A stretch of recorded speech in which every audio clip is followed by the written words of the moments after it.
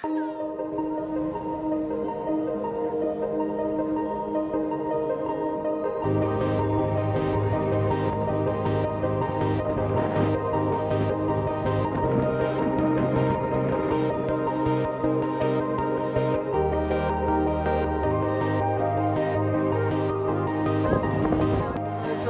现在2个孩子就够了，就没必要再第3个了。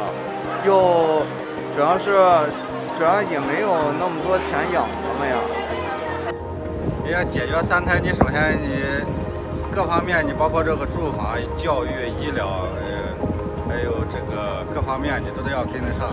现在房价这么高。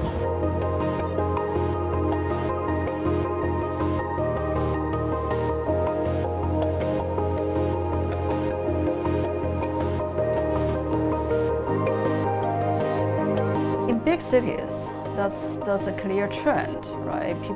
It takes people a long time to be educated. After they graduate from the college, they have to look for jobs and have financial security before they establish family and raising children, right? So this process is long.